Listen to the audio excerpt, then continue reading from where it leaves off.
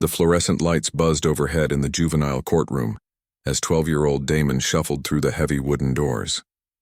His sneakers squeaked against the polished floor, and every sound seemed to echo in the serious space. The courtroom smelled like old books and cleaning supplies, nothing like the warm kitchen of his grandmother's house where he wished he could be right now. Damon's stomach rumbled loudly, and he pressed his hand against it, hoping nobody heard. The bailiff, a tall man with kind eyes, gestured for him to sit in the front row. The wooden bench felt cold through his thin jacket. He looked around at the empty seats behind him and wondered if anyone would come to support him. His grandmother couldn't make it because she was at another doctor's appointment, and there was nobody else. Judge Patricia Rodriguez entered the courtroom, her black robe flowing behind her like she was floating. Damon had never seen a real judge before, and she looked exactly like the ones on television shows his grandmother sometimes watched. She had gray hair pulled back neatly and wore glasses that made her look smart and serious. When she sat down at the big wooden desk that seemed to tower over everyone, Damon felt even smaller than he already did. The court clerk, a woman with a friendly face, called out his case number and charges. Damon's heart pounded as he heard the words theft of food items read aloud. It sounded so official and scary when someone said it like that. He remembered exactly what happened 3 days ago at Miller's corner store, but hearing it in court made it feel like a different person had done those things. He had been walking home from school, taking the long way because he didn't want to go to his empty house just yet. His grandmother worked late shifts at the hospital cafeteria, and the house always felt too quiet when she wasn't there. His stomach had been growling for hours. The free lunch at school wasn't enough anymore, and there hadn't been much food at home for the past week. His grandmother's medicine cost more money now, and she tried to hide it, but Damon knew things were tight. The store looked warm and bright from the outside.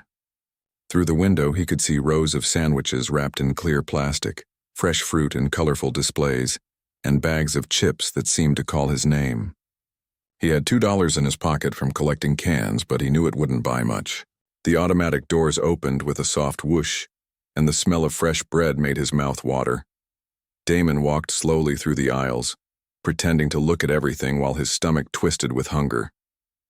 The store owner, an older man with a mustache, was busy helping another customer at the counter. There were security cameras in the corners, but Damon tried not to think about them. He picked up a turkey sandwich and held it in his hands, feeling how solid and real it was. His mouth watered just thinking about taking a bite. That's when everything went wrong. Without really thinking about it, Damon slipped the sandwich inside his jacket. His hands shook as he grabbed an apple from the fruit display and put it in his pocket. He knew it was wrong, but his empty stomach seemed to be making all the decisions. He walked toward the door, trying to look normal, but his heart was beating so loud he was sure everyone could hear it. "Hey, kid," the store owner's voice cut through the air like a knife. "Stop right there." Damon froze near the door, his face burning with shame. He knew he was caught, and there was no point in running. The sandwich felt heavy inside his jacket, and the apple in his pocket seemed to weigh 1,000 pounds. He turned around slowly, and the disappointed look on the store owner's face made him feel worse than any punishment could. The police arrived quickly, and Officer Johnson was gentler than Damon expected. He didn't put handcuffs on him or yell. Instead, he sat down on the curb outside the store and asked Damon to tell him what happened. When Damon explained about being hungry and having no food at home, Officer Johnson's expression softened. He made some phone calls and eventually drove Damon home to wait for his grandmother. Now, sitting in this courtroom 3 days later, Damon wished he could disappear into the wooden bench. Judge Rodriguez was looking through a thick folder that he assumed was all about him. She turned pages slowly, stopping sometimes to read more carefully. The silence stretched on forever, and Damon could hear his own breathing. "Damon Williams," Judge Rodriguez finally said, her voice echoing in the quiet room. "Please stand up." Damon's legs felt wobbly as he stood. His 2 big pants, hand-me-downs from a neighbor's son, almost fell down, and he had to grab them quickly. Judge Rodriguez looked at him over her glasses, not angry like he expected, but curious. She seemed to be studying him, trying to figure something out. "Son, I've read the police report about what happened at Miller's corner store," she said. "The officer wrote that you were cooperative and honest about what you did. That tells me something important about your character. But I want to hear from you directly. Can you tell me in your own words why you took that food?" Damon's throat felt dry as sandpaper. He opened his mouth, but no words came out at first. He looked down at his worn sneakers, the same ones he'd been wearing for 8 months because his feet hadn't grown much. The laces were frayed, and there was a small hole near the toe that he'd colored over with a black marker. "I was hungry, Your Honor," he finally whispered, so quietly that Judge Rodriguez had to lean forward to hear him. "I'm sorry, Damon, but you'll need to speak up so everyone can hear you." Damon took a deep breath and raised his head. Judge Rodriguez's eyes weren't mean or scary like he thought they would be. They reminded him of his 4th-grade teacher, Mrs. Patterson, who always listened when kids had problems. "I was hungry, Your Honor," he said louder this time. "I haven't eaten since yesterday morning and my stomach hurt real bad." The courtroom became so quiet that Damon could hear the clock ticking on the wall. Judge Rodriguez set down her pen and removed her glasses, cleaning them slowly while she thought. The bailiff shifted in his chair, and even the court reporter stopped typing for a moment. "Yesterday morning," Judge Rodriguez repeated. "That was more than 24 hours ago. Tell me about your home situation, Damon. Who do you live with?" Damon explained about his grandmother, how she worked 2 jobs but still struggled to pay for her heart medicine and the rent. He told the judge about his mother leaving when he was little, and his father being away. He didn't want to get his grandmother in trouble, so he was careful to explain that she did her best and that none of this was her fault. As he talked, Damon noticed that everyone in the courtroom was listening carefully. Judge Rodriguez nodded occasionally, and her expression grew more thoughtful with each detail.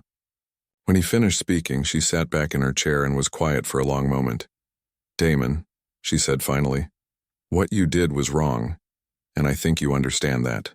But I also think there's more to this story than a simple case of theft. I'm going to call a brief recess while I consider how to handle this situation. Bailiff, please make sure Damon has something to drink and a comfortable place to wait." As the judge left the courtroom, Damon wondered what would happen next. He had expected to be sentenced immediately, maybe sent to juvenile detention or given community service. But Judge Rodriguez seemed to be thinking about something bigger, something that might change everything. The recess felt like it lasted forever. Damon sat in a small room next to the courtroom, sipping water from a paper cup and trying not to think about how hungry he still was. The bailiff, Officer Martinez, had been kind enough to find him some crackers from the vending machine, but they only made his empty stomach feel worse. Through the thin walls, he could hear muffled voices and phone calls, but he couldn't make out what anyone was saying. Officer Martinez sat across from him, occasionally glancing up from his paperwork to give Damon encouraging smiles. He was different from what Damon had expected court officers to be like.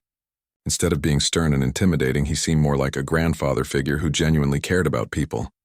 "You doing okay, son?" Officer Martinez asked after about 20 minutes. "I know this whole thing must be pretty scary for you." Damon nodded, not trusting his voice. He was scared, but not just about what might happen to him in court.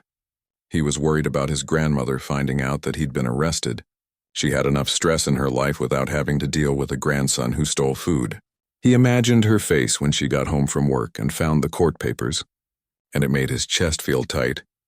"Judge Rodriguez is a good person," Officer Martinez continued, seeming to sense Damon's anxiety.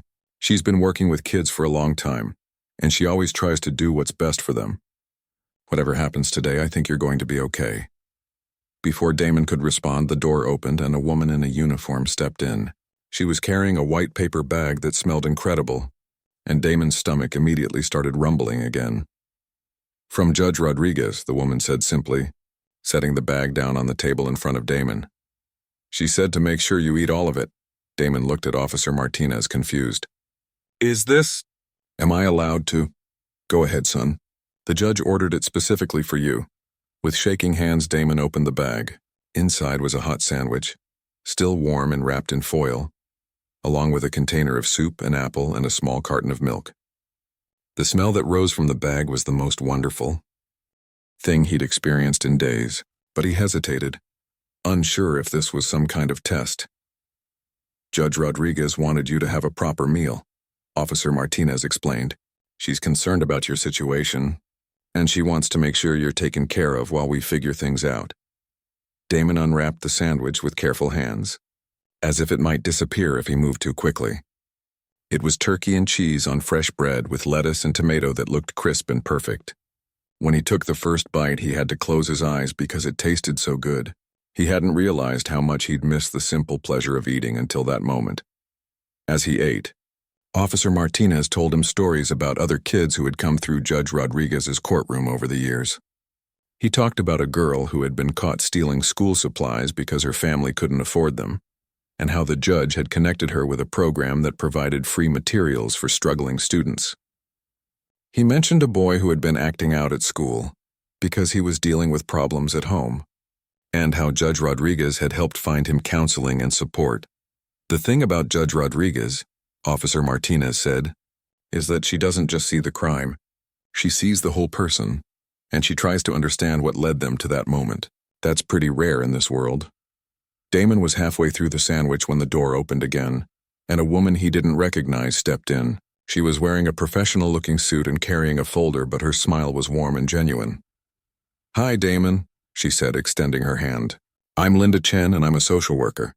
Judge Rodriguez asked me to come and talk with you for a few minutes. Is that okay?" Damon nodded, still chewing. He'd never talked to a social worker before, and he wasn't sure what to expect. In his mind, social workers were people who took kids away from their families, but Linda seemed different. She sat down across from him and waited patiently while he finished his bite. "I want you to know that I'm not here to get anyone in trouble," Linda said. "Judge Rodriguez is trying to understand your situation better so she can make the best decision for you. Can you tell me a little bit about your grandmother? What's she like?" Damon's face lit up when he talked about his grandmother. Despite their current struggles, she was the most important person in his world. He told Linda about how she read him stories when he was little, how she taught him to cook simple meals, and how she always made sure he did his homework even when she was exhausted from working double shifts. "She sounds like a wonderful person," Linda said, "and it sounds like she loves you very much. Tell me about school. How are your grades?" This was easier ground for Damon. Despite everything happening at home, he had managed to keep up with his schoolwork. His teachers liked him, and he particularly enjoyed math and science. He had dreams of maybe becoming an engineer someday, though he'd never told anyone that because it seemed too big and impossible. Linda asked about his friends, his hobbies, and what he liked to do in his free time. She was a good listener, nodding and asking follow-up questions that showed she was really paying attention. Damon found himself opening up more than he'd expected to. There was something about her manner that made him feel safe, to be honest. "Damon," Linda said after they'd been talking for about 15 minutes, "I want to ask you something, and I want you to think carefully before you answer. If you could change one thing about your life right now, what would it be?" Damon didn't have to think long. "I'd want my grandmother to not have to worry about money so much. I'd want her to be able to buy her medicine without having to choose between that and food. And I'd want to be able to help her instead of being another thing she has to take care of." Linda wrote something in her folder, then looked back at Damon with a serious expression. "You know, Damon, there might be ways to make some of those things happen.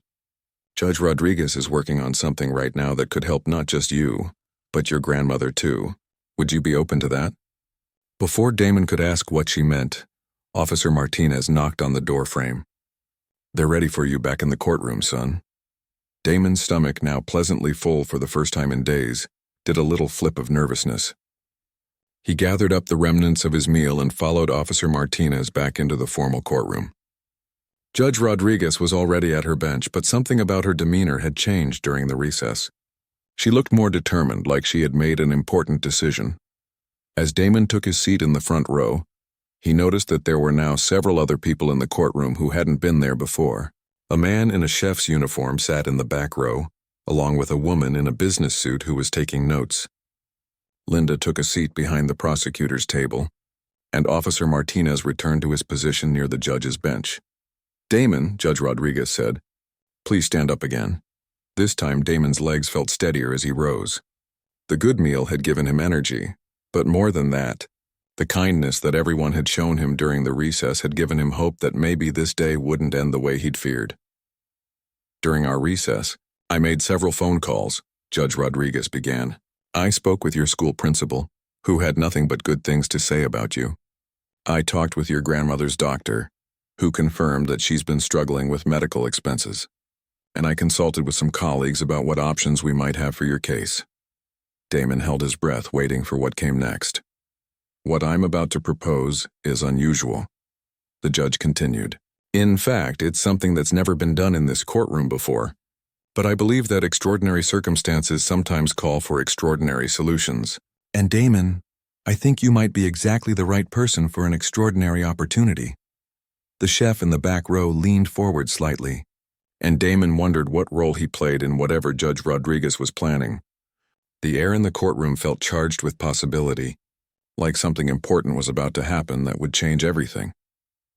Judge Rodriguez removed her glasses and looked directly at Damon with an expression that was both serious and kind. But before I explain what I have in mind, I need to know something from you. Are you willing to work hard?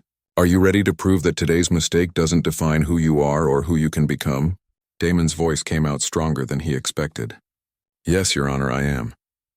3 months had passed since that life-changing day in Judge Rodriguez's courtroom, and Damon's life had transformed in ways he never could have imagined. Every weekday at 3:30, instead of walking home to an empty house, he hurried to the courthouse kitchen where Chef Rivera was always waiting with a warm smile and a new lesson to teach. The first few weeks had been overwhelming. The kitchen was loud, hot, and moved at a pace that left Damon feeling dizzy. Chef Rivera started him with the basics: washing dishes, wiping down counters, and organizing the walk-in refrigerator. Damon's hands, soft from a life without much physical work, quickly developed calluses from scrubbing pots and handling rough surfaces. But instead of complaining, he found satisfaction in the rhythm of the work and the way dirty dishes transformed into sparkling clean ones under his care. Cooking is like music, Chef Rivera had told him during his second week. Everything has to work together in harmony. The timing, the temperature, the seasoning, they all have to come together at just the right moment. And just like learning an instrument, it takes practice and patience. Damon discovered that Chef Rivera was right. At first, chopping vegetables was clumsy and slow, and he cut his fingers more than once. But Chef Rivera was endlessly patient, showing him how to hold the knife properly, how to use his knuckles as a guide, and how to develop a steady rhythm. After weeks of practice, Damon could dice an onion faster than most of the part-time workers who had been there for years. The kitchen staff had been skeptical at first. They wondered why Chef Rivera was taking on a kid from juvenile court, and some of them made comments about whether Damon could be trusted around food and equipment. But Damon proved himself through consistency and attitude. He showed up early, stayed late when needed, and never complained about being given the messiest or most tedious tasks. Rosa, the head prep cook, had been the toughest to win over. She was a woman in her 50s who had worked in restaurant kitchens since she was a teenager, and she didn't have patience for people who couldn't keep up.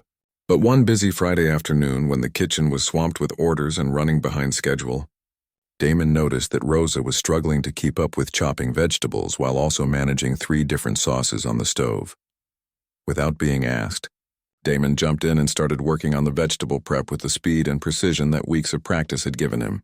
He worked quietly and efficiently, anticipating what Rosa needed before she had to ask for it. By the end of the shift, they had caught up on all the orders, and Rosa looked at Damon with new respect. "You did good today, kid," she said, the first time she had spoken to him directly in weeks. "You've got kitchen sense. That's something you can't teach. Either you have it or you don't." From that day forward, Rosa became one of Damon's strongest supporters in the kitchen. She taught him tricks for managing multiple tasks at once, showed him how to taste food properly to adjust seasoning, and shared stories about her own journey from a scared teenager to a respected professional cook. The work was affecting other parts of Damon's life too. His grades, which had always been good, became excellent. The structure and discipline of kitchen work carried over into his homework habits. He found himself approaching school assignments with the same methodical attention to detail that Chef Rivera had taught him to use when preparing ingredients. His relationship with his grandmother had also deepened. Every evening when he came home from the courthouse, he would tell her about what he had learned that day. She loved hearing about the different types of cuisine Chef Rivera was teaching him, and on weekends Damon would practice new recipes at home. Their small kitchen became a place of experimentation and laughter, as Damon tried to recreate dishes he had learned at work. The money Damon was earning made a real difference in their household. For the first time in months, his grandmother didn't have to choose between her medication and groceries. They could afford fresh fruits and vegetables, and the constant stress that had shadowed their home began to lift. Damon felt proud knowing that he was contributing to their family's well-being instead of being just another burden. But the most significant change was in how Damon saw himself.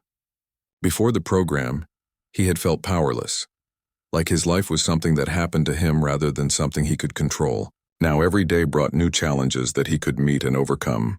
When Chef Rivera taught him to make a perfect omelet, and he finally achieved the smooth, creamy texture after dozens of attempts, Damon felt a sense of accomplishment he had never experienced before. "You know what I see when I watch you work?"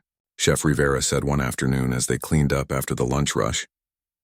"I see someone who understands that excellence isn't about being perfect the first time.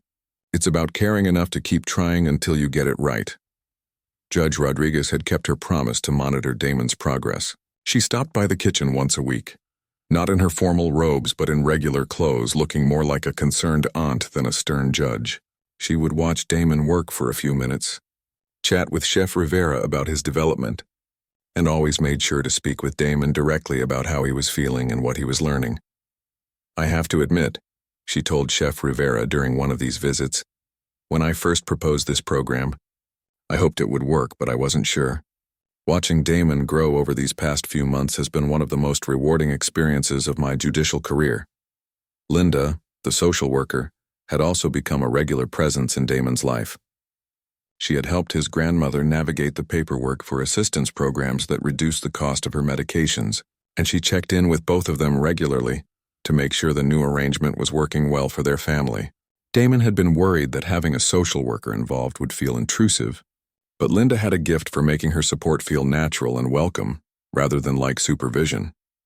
The skills Damon was learning extended far beyond cooking techniques. Chef Rivera used the kitchen as a classroom for life lessons. When Damon got frustrated because a sauce didn't turn out right, Chef Rivera taught him about patience and the importance of learning from mistakes, rather than being defeated by them. When orders backed up during busy periods, Damon learned about working under pressure and the value of staying calm in stressful situations. "In a kitchen, you learn to work as part of a team," Chef Rivera explained one day as they prepared for a large catering order. "Everyone has a role to play, and the whole operation falls apart if people don't communicate and support each other. These are skills that will serve you well no matter what career you choose in life." Damon was beginning to think seriously about that career question. At first, he had thought of the kitchen program primarily as a way to earn money and help his grandmother. But as weeks turned into months, he found himself genuinely excited about the culinary arts. He checked out cookbooks from the library and spent his free time watching cooking shows and reading about famous chefs who had started with nothing and built successful careers. Chef Rivera noticed Damon's growing passion and began teaching him more advanced techniques. He showed Damon how to break down a whole chicken, how to make stocks and sauces from scratch, and how to balance flavors in complex dishes. Each new skill felt like a key that unlocked another room in a house Damon was just beginning to explore. The other courthouse employees had also taken notice of Damon's transformation. Security guards who had initially viewed him with suspicion now greeted him warmly when he arrived each day. Court clerks often stopped by the kitchen to chat with him about his progress, and several attorneys had commented to Judge Rodriguez about the positive energy Damon brought to the building. One particular afternoon stood out as a turning point for Damon. A group of high school students was touring the courthouse as part of a civics class, and their teacher asked if they could see the kitchen operation. Chef Rivera agreed, and Damon found himself in the unusual position of helping to demonstrate cooking techniques to students who were his own age. As he showed the visiting students how to properly julienne vegetables, explaining the importance of uniform cuts for even cooking, Damon realized that he had become someone who had knowledge worth sharing. The students listened attentively and asked thoughtful questions, and their teacher commented afterward about how impressed she was with Damon's skill and professionalism. That evening, as Damon walked home from work with a container of soup that Chef Rivera had taught him to make, he reflected on how much his life had changed. The scared, hungry boy who had stood in Judge Rodriguez's courtroom 3 months earlier felt like a different person entirely. He still had challenges ahead of him, and he knew that success would require continued hard work and dedication. But for the first time in his life, Damon felt confident that he had the tools and support he needed to build the future he wanted. 2 years had passed since Damon first walked into Judge Rodriguez's courtroom as a scared 12-year-old caught stealing food. Now at 14, he stood in that same courtroom, But everything about the situation had changed. Instead of facing sentencing, he was being honored as the first graduate of what had become known as the Second Chance Culinary Program. The courtroom was packed with people whose lives had been touched by Damon's journey. His grandmother sat in the front row wearing her best dress and beaming with pride. Chef Rivera was there in a crisp new chef's coat, along with Rosa and the entire courthouse kitchen staff. Linda sat with Patricia Wells, both of them carrying folders, thick with documentation of the program's success and expansion plans. But what made Damon's heart swell the most was seeing the other young people scattered throughout the courtroom. There was Tyler, 15, who had joined the program 6 months ago after being caught shoplifting school supplies. There was Keisha, 13, whose truancy problems had disappeared once she started working in the kitchen after school. And there was Alex, 16, who had transformed from an angry kid with discipline problems into a focused young man with dreams of attending culinary school. The program that had started as an experimental solution for one hungry boy had grown into something that was changing lives throughout the community. Word had spread to other judges, social workers, and community leaders. 3 other courthouses in the city had started similar programs, and delegations from neighboring counties had come to observe how it worked. Judge Rodriguez called the session to order, but the formal atmosphere felt different from that day 2 years ago. Today felt more like a celebration than a court proceeding. She had invited local media to document the program's success, and reporters from 2 newspapers and a television station were capturing every moment. Ladies and gentlemen, Judge Rodriguez began, today we're here to recognize someone who has proven that with the right support and opportunities, any young person can overcome difficult circumstances and achieve remarkable things. But before we hear from Damon, I want to acknowledge the many people who made this program possible. She called Chef Rivera to the front of the courtroom first. He had become something of a local celebrity since the program began, appearing on morning television shows and being featured in magazine articles about innovative approaches to juvenile justice. But he had remained the same humble, caring mentor who had first offered to teach a scared kid how to cook. When Judge Rodriguez first called me about this crazy idea, Chef Rivera said, his voice carrying easily through the courtroom, I thought she might have lost her mind. Take a kid from juvenile court and put him in a professional kitchen? It sounded like a recipe for disaster. The audience chuckled at his unintended pun, but Damon proved me wrong from day one. He showed me that when you give young people real responsibility and genuine respect, they rise to meet the challenge. Chef Rivera talked about watching Damon develop from a clumsy beginner into a skilled cook who could handle any station in the kitchen. He described the pride he felt when Damon had prepared a meal for the city mayor during a courthouse visit, and how other restaurant owners had started asking if they could hire graduates from the program. Linda spoke next about the broader impact the program was having on families, though. Rough out the community. What we learned from Damon's case, she said, is that when we address the root causes of juvenile problems instead of just punishing the symptoms, we can create positive change that extends far beyond the individual child. She presented statistics showing that none of the program's participants had been arrested again, that their school attendance and grades had improved dramatically, and that their families reported reduced stress and increased stability. The program had also connected families with resources they hadn't known existed, from healthcare assistance to educational support. Patricia Wells announced that her scholarship foundation had expanded its commitment to the program. We're now prepared to offer full culinary school scholarships to any program graduate who wants to pursue formal training, she said. But we've also partnered with other educational institutions to provide scholarships for participants who discover other passions while working in the kitchen. When it was finally Damon's turn to speak, he walked to the front of the courtroom with the confidence of someone who had spent 2 years learning to handle pressure in a professional kitchen. He wore his courthouse kitchen uniform, which Chef Rivera had told him to think of as his graduation robes. 2 years ago, I stood in this same spot. Damon began, his voice steady and clear. I was hungry, scared, and convinced that my life was going to be defined by the worst thing I had ever done. I thought stealing that sandwich would be the story people told about me forever. He looked around the courtroom at all the faces watching him. But Judge Rodriguez saw something different. She saw potential where I only saw failure. Chef Rivera saw a future cook where I only saw a kid who had messed up. And all of you believed in me when I couldn't believe in myself. Damon talked about the lessons he had learned in the kitchen that went far beyond cooking techniques. He described how failing at making a perfect souffle had taught him that mistakes were learning opportunities, rather than reasons to give up. He explained how working as part of a team during busy lunch rushes had shown him the importance of communication and collaboration. "But the most important thing I learned," Damon said, "is that everyone deserves a second chance, and sometimes that second chance comes in a form you never expected." He gestured toward the other program participants in the audience. "When I see Tyler making perfect knife cuts, or watch Keisha explain food safety procedures to new volunteers, or see the confidence in Alex's eyes when he's running the grill station, I realize that my story wasn't just about me. It was about proving that programs like this work, and that there are kids all over this city who just need someone to believe in them."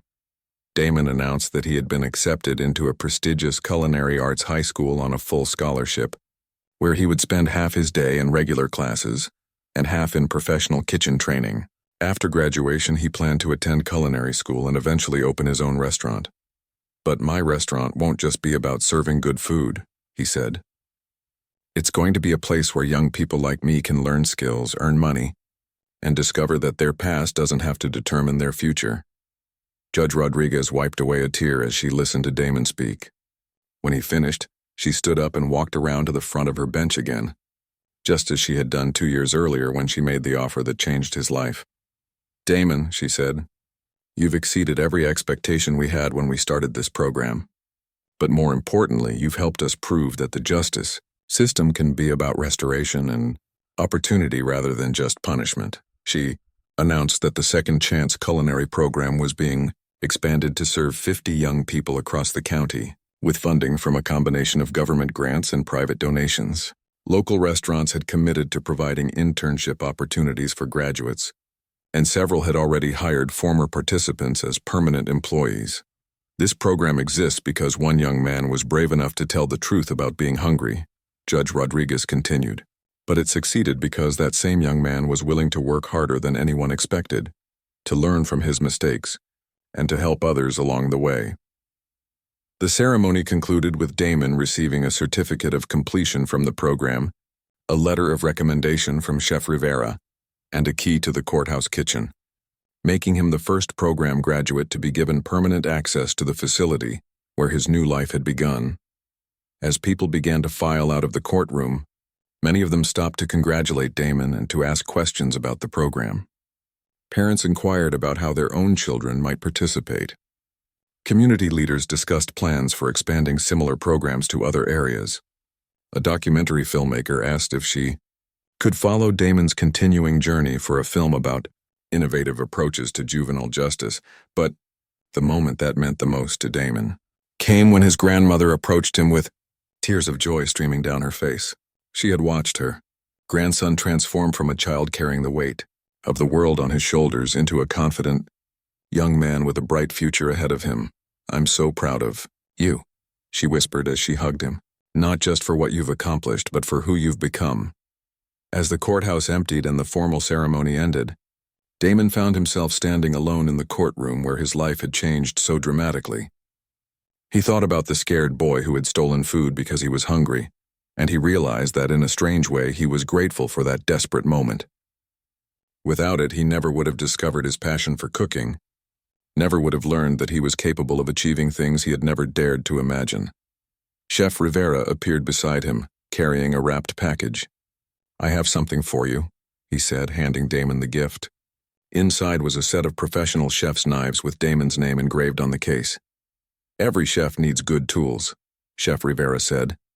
"But remember, the most important ingredients in any kitchen are passion, persistence, and the willingness to serve others. You've got all three of those in abundance." As Damon held his new knives and looked around the courtroom one last time, he made a silent promise.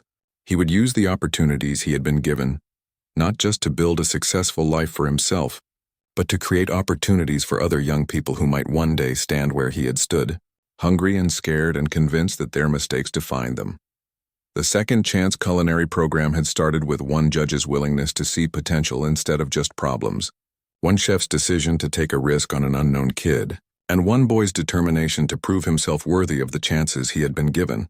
But it had grown into something much larger, a testament to the power of community, compassion, and the belief that everyone deserves the opportunity to write a better story for their life. Walking out of the courthouse that day, Damon carried with him more than just a certificate and a set of knives. He carried the knowledge that his story would inspire others, that his success would create pathways for kids who were still struggling, and that sometimes the worst moments of our lives can become the first chapters of our greatest triumphs.